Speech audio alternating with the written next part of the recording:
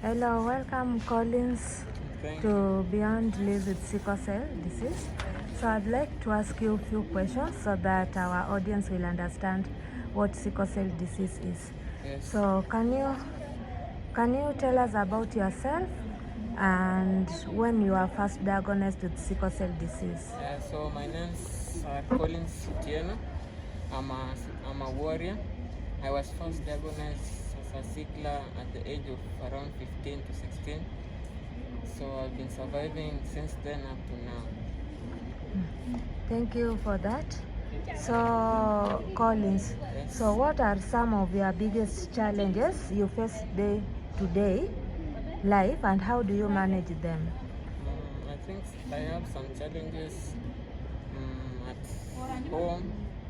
Some people misjudge you, thinking that maybe sickle cell is a curse, maybe that you are serving a punishment, but that's not true. Actually, sickle cell is just a disorder, and I think people with sickle cell should not be judged. They should be understood because they are also humans, and they should not be judged and say that they are sentenced to punishment. I think that's just a myth. Okay. So I can see like there's a lot of myths in the community surrounding sickle cell disease. So to my next question, Collins, can you describe what a pain crisis feels like and what people who haven't experienced it, like what would you tell them so that they will stop misunderstanding when you tell them that you have a pain crisis or sickle cell crisis? Pain crisis is one of the worst experience I've ever seen as a warrior. I can explain a pain crisis. It's more than a labor actually. I've done my own research and found out that the crisis is more than a labor. You feel as if sometimes you can't even manage to walk on your own. You feel like a child. So you just sleep and wait for the crisis at least to cool down. So crisis is something that it's a serious matter, and if a warrior is experiencing a crisis, their caregivers should take care of them and understand them, handle them with care. Thank you for sharing that. I hope the general community or those who will be watching this will be able to understand. So how has living with sickle cell disease affected your education, career, relationship or personal goals? In terms of education, sometimes you have to miss schools because of pain crisis, sometimes because you are fatigued, sometimes you just feel your body tired, fatigued, something like that. So in terms of school, it has affected me negatively. I expected to do more than what I did, but unfortunately I did not manage. I can say that I'm not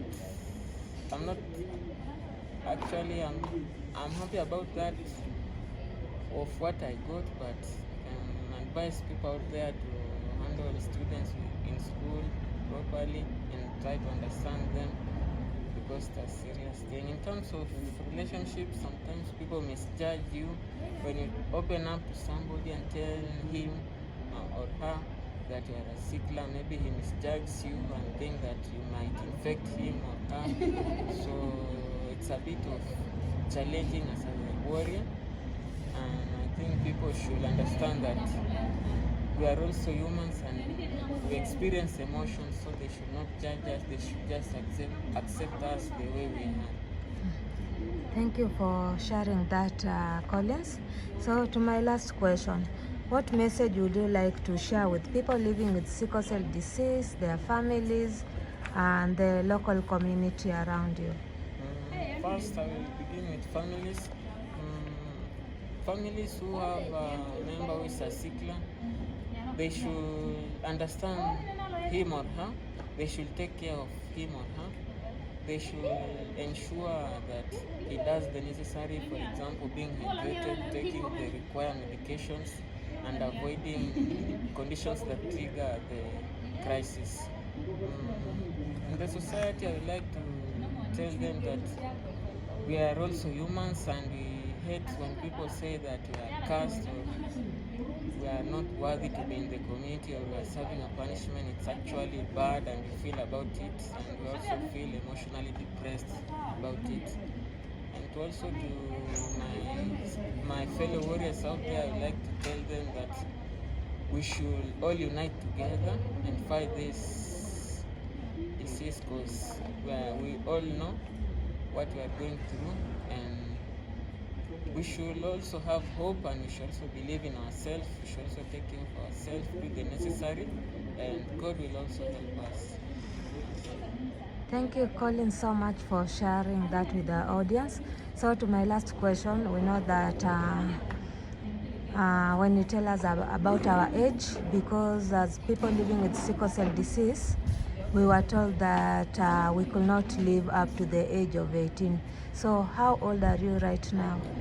Right now I'm 20 years old, and to me I'll describe that as a myth, because I've also interacted with other patients who are even older than me, around 30, 32, even 28. So I don't believe in that, and people should stop that narrative, because it's like they're not giving us hope. It's like we are the living dead, or we are just expecting to be dead at a given period. So to me, I don't see that as a truth. It's just a lie, or I'll explain it as a myth, man. So Thank you so much, Collins, for that. I know our audience are going to learn more about from this interview. So if anybody will have any question or maybe a comment, you can just drop it, and then yeah, we shall answer you. Thank you, Collins.